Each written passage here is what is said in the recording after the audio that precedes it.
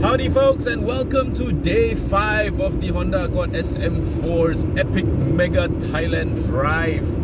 Yeah folks, so I've left Nakhon Si Thammarat, and I thought I was going to stay over in Songkhla for a night, but it's a beautiful day for driving, so I've decided to head directly to Betong from Nakhon Si Thammarat. It's about 5.5 hours without stops, but I'll be stopping a lot. Look at this road. Yeah, okay, so a little bit of history.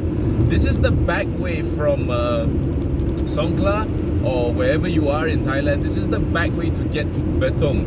Instead of crossing back to the Malaysia side from Bukit Kayu Hitam, you use this back way through Yala and Patani, and I know those two names of those two places a little bit notorious. I won't lie to you, there have been cases of insurgents and terrorism here in this area of Yala and Patani, but it's a beautiful, beautiful road, and it's a gorgeous scenery. Okay, my grammar has gone completely bonkers. Beautiful scenery, gorgeous roads, whatever. And I mean, just look at it. Look at it. It's really, really nice. You know, there's a monkey on that motorbike. There's a big monkey. That's a coconut. That's a coconut gathering monkey. Wow.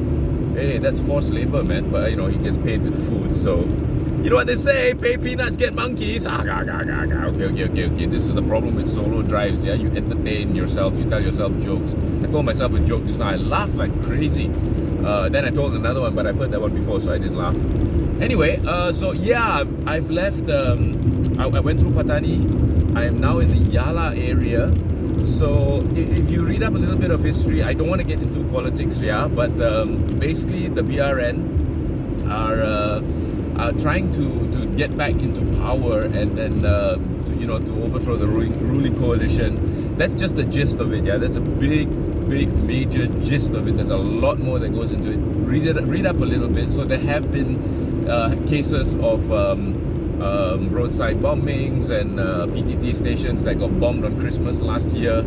So, but you know what? I'm of the impression that, you know, if it's time to go, it's time to go. You gotta die of something, and I don't want to be morose as I'm driving through here. And you notice I'm going very slow because this is another pocket of population where people are riding around without helmets. People are standing at the side of the road, crossing with impunity, and just basically not used to having vehicles coming through here really, really fast. And yes, a lot of checkpoints, a lot of police stops. They basically usually just wave. This is another one. If you notice, there was a gun turret there on the left. So yes, I've gone through at least 7 of these already. And they do look at the car, they look at you up and down, and they look at the car left and right and back to front. And then usually they wave you through, but I did see 1 or 2 trucks getting stopped. I don't know why, but they were Thailand trucks, and they did get stopped. So anyway, like on day 5, day 5 of a solo drive, I bought another one because the other one, the earlier one that I bought had wilted. I parked in the sun, and I came back to it and it was all brown, but I got a nice new one, and it's so nice. Oh gosh, I wish I could transmit smell. It's so nice. So anyway, yes, the Accord is still going really well. I checked it up again this morning. Okay, one thing you need to do every day if you're driving an old school car really long distance like this, check every morning. I mean, it's a 2-minute check. Pop the bonnet when the engine is cold. Check the level of coolant, check the brake fluid level, power steering fluid level if your car has power steering, and also, of course, most importantly, your engine oil. Melfred Liu did ask me, what do I bring? Do I bring engine oil and brake fluid and all that? I used to, and it's a very good question. I used to, but all that stuff is readily available at all the PTT stations here, and even, you know, the Caltex and the Shells and PT stations. There's not just PTT in Thailand. There's a whole bunch of other petrol stations as well, and it's all available, readily available there. PTT is my favorite stop because it's got the Amazon coffee, it's got the Amazon cafe. It's like a joint venture between Amazon cafe and here's another stop. You can't see it because I've got the camera pointed towards me. And it's a joint venture between Cafe Amazon and also a PTT station. So every PTT station in Thailand has a Cafe Amazon, and I love the Amazon Ice Latte. It's like a must-have if you're here. Oh man, look at this road, guys. Look at. It's so nice. Anyway, let me let this car overtake because I don't want to hold him up. What was I saying? Yeah, so when you're driving through places like this, just be careful, yeah? And don't speed. I think the worst thing you can do in an area like this is to actually speed. And why I just did that was because those cars wanted to go fast and I don't. So, you know, I pull over to the side a little bit. Be careful when you're doing that too, because that emergency lane on the left here, can you see? It's often used by motorbikes coming the other way. Yeah, so be careful of that. Okay, so yeah, what was I saying? Yeah, carrying stuff, you know, if you want to, fine. There's no right or wrong about it. Of course, maybe it's better to carry engine oil, you know, just a liter of engine oil, a bottle of mineral water, some fluids, brake fluids, stuff like that. Bring it with you. But like I said, all the stations here excuse me, carry stuff like that. So there's no need to add extra weight. Remember, the more weight you add to your vehicle, the more weight you add to your car, the more fuel you're going to use to push the car along. One thing I do bring with me is a breakdown kit. Yeah, touch wood that I don't have one, but I do bring a breakdown kit with me. It's usually in the boot, and it consists of a power bank jumper, a tire inflator, a small rudimentary tool set for, you know, screwdrivers, and cable ties. Cable ties and duct tape are really good to bring along with you. See, if I was going really fast, this truck just cut across coming out from there. So it's again one of those things. That's why I don't like to go very, very fast. Should I? Yeah, okay. And yeah, I shouldn't have done that, but he was going so slow. Anyway, what was I saying? Yeah, so if you want to bring stuff with you, by all means, if it's peace of mind, yes, definitely bring it with you. But yeah, my breakdown kit has got a warning triangle. It's got and this bike is oblivious to, so maybe I'll just honk and let her know that I'm here. Yeah, it's things like that really scare me. They just come out. They don't really, or maybe they give a cursory look into the rear view mirror if they had one, and they don't realize how fast you're approaching. Ah, here's another one. So yeah, another a roadblock, as you can see here. And there's the signboard for Betong, and straight ahead.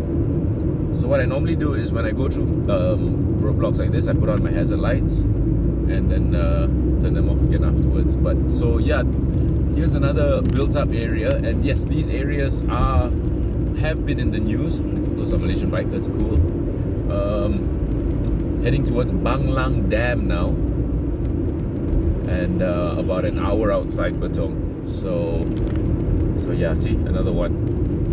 So the military and police presence is very, very strong, yeah, and that's a very, very good thing, because yeah, there have been some not so good incidences here in the past, this whole area.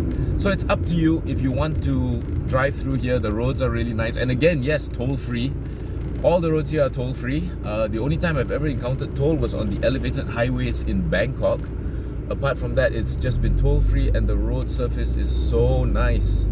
One good thing, this is a very predominantly Muslim area, so you can see kakaks here that are actually wearing tudungs and riding their motorbikes. So halal food is not an issue at all to try to find halal food here, yeah?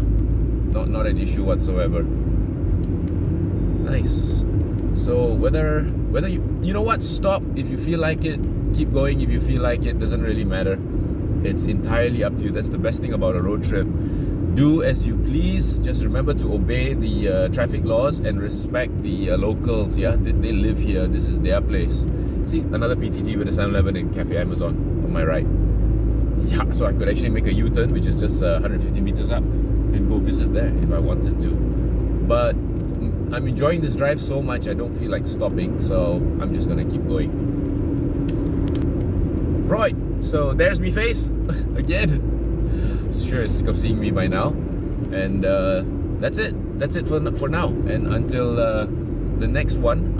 I think that will be I think this will be the last update. It's day 5, and tomorrow I'm staying in Betong tonight, tomorrow I shall cross border and head back into Malaysia. The best thing about that is that doing that is coming through Betong is that you exit from Grig and Kuala Kangsar and you enter the highway near Sungai Perak R&R. So it's like you miss that whole journey from Bukit Kayu Hitam all the way down to nearing Ipoh already. You bypass Penang and everything.